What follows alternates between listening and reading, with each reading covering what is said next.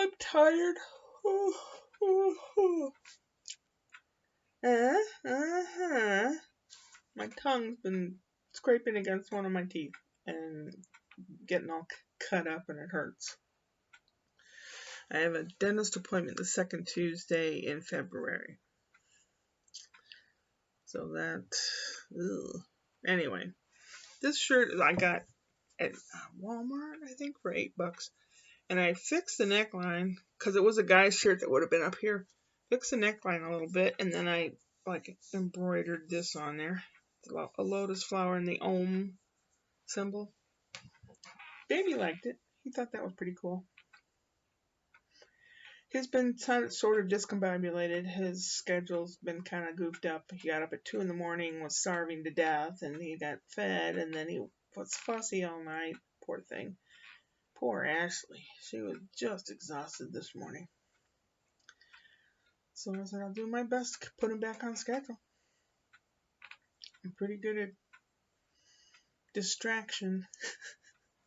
Ooh! We had playtime. He has this mat that we lay on the floor, and he's got 3 different giraffes. He's got a regular giraffe that looks like a regular giraffe. And then he's got a little tiny one that has a binky sewn to it, a pacifier. And then a little fat one. He's got a little fat one with a short neck and a bow tie. We played with him today. We talked about what it's like being different. I don't know what he'll remember and what sinks in his head, but I try to keep it civil, and I try to keep it non-religious and non-political, blah, blah, blah. I don't try to put any ideas in the head. I just say, some people are different than others. We're all different. We all have our talents. I try to be as Harvey Milquetoast as possible. He's a good kid. He's been a really good boy, and he's trying really hard to say the word good. Because when Ashley wakes him up, she says, "Good morning, little man." So he hears the word good. And then through the day, I said, "Oh, you're being such a good boy." And when he hears good, it's like, I know that word. So he's trying really hard to say it. Good, good, good. I think, yeah, you're almost there. He's trying to go from his back to his tummy. And he gets on his side. And then the funniest thing, I think is funny, he grabs his hair and he starts doing this. Like he thinks if he grabs his hair, he can throw himself over. Oh, Lord. Oh, anyway. He's not that mobile yet, thank goodness. I mean, once he becomes mobile and crawls or rolls or whatever, it's going to be more exhausting. He'll be more busy. And he'll have more energy. And I'll have less. But anyway, I talk incessantly and sing all day long. That's just the way I am. I'm that way at home or here, I'm that way out. I was that way with the cat. I'm that way with the baby. And I'm that way when I go out. I have my camera and I'm usually filming and talking. And people look at me and then they go, "Oh, she's not crazy." But then there are people go on there. They have earbuds on their phone in the grocery store, yakking away. And then, 50 years ago, you'd have thought the person was insane, right? Talking and not having anything visible that they're talking on or to. Anyway, let's get back on track. Choo-choo. There's some books he really likes. I took Pigs in the House over there. It's over there now. The book I like by Stephen Kroll that I used to read to the boys when they were little. These pigs get loose and they go in the farmer's house and create havoc. He was tired. He wasn't interested. I think he might have been interested, but he was too tired. And I tried giving him bottles at the normal times that he's supposed to get bottles. Getting him back on track. One, he was half an hour early. He was hungry. and I distracted him for half an hour. I walk around with him, and we look at the various pictures on the wall. There's one of two angels looking up. It's part of a painting that everyone has seen before. And these two angels are looking up. And I always, when I get over there, I say, "Are you pondering what I'm pondering?" I said, "What are the angels thinking about today?" So, and I have to come up with something new every day. The other day they were thinking about underwear, and the day before that they were thinking about putting a dress on an elephant. Weird stuff like that. And then there's a picture of the Roman Colosseum at night, lit up. So we walk over there, and I start talking in Italian because it's in Rome. I said, vola da Roma. I said, Colosseo. Ciao. And then aperto, you open? No, no, no, no. Noi chiuso. We're closed. Oh, no calcio? No soccer? No, no, no, no.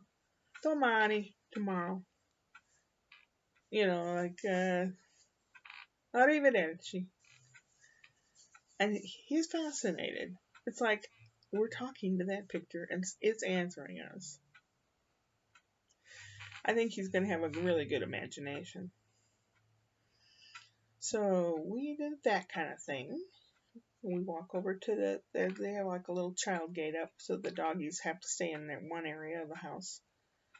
I think the Brian and Ashley are afraid the dogs might knock him over or lick him or hurt him it's okay. And he did pretty good. In the afternoon they have a timer on the heater, so when no one's home it's cool, and on the floor it's too cool. And his little playpen thing is made out of cloth and netting instead of the old wooden, looks like you're in jail playpen like I had. Anyway, it's kind of cold. He could fall fast asleep, and I put him down, and then within a minute, blink, his eyes are open because it's cold in there. Well, and he does amuse himself. He'll go,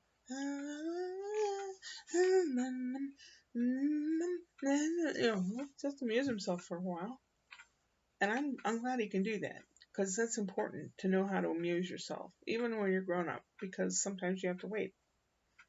If you don't have a book or a phone or paper and pen to draw pictures or whatever,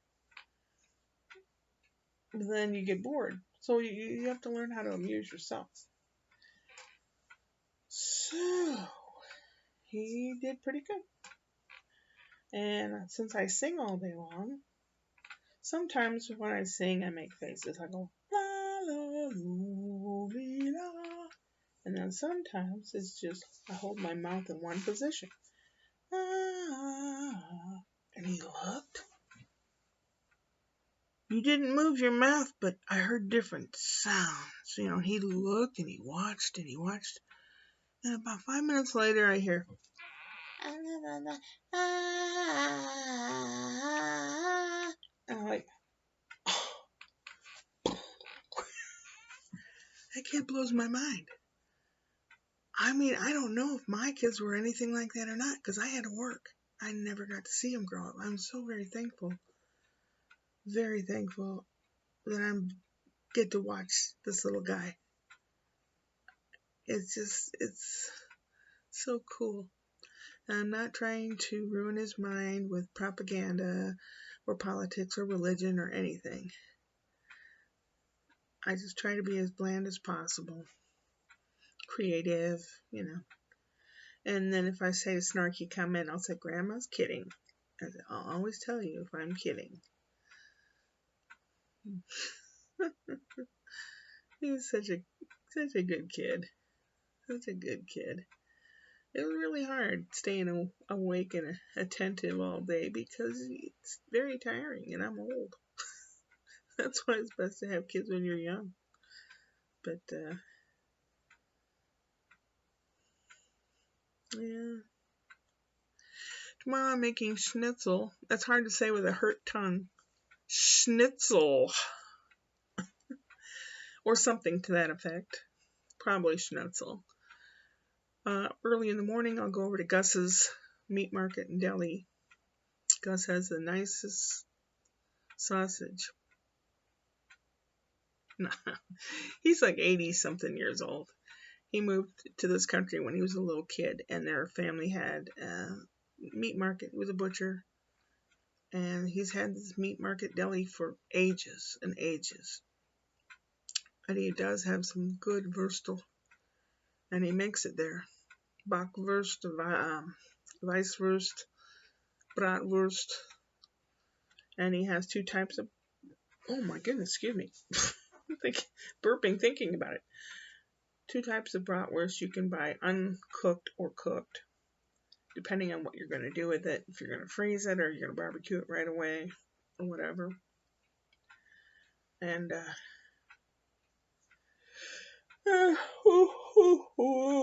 sorry. And then I'll pop by the grocery store for a couple things and come here and get in front of the computer and try to work out my health care and my car insurance, etc., etc., etc. Try to budget, do some more vlogs here. The cooking vlog, making the schnitzel. I might make an orange cake. I don't know if the kids would eat it or not. I think I would eat it, but that's a lot of cake. Anyway, yeah, I better go because I'm awfully tired. And look at that, it's after 11 minutes. Egadzukers. Oh, I think as soon as my head hits the pillow, I'm going to be out like a light. So I better go. Upward and onward.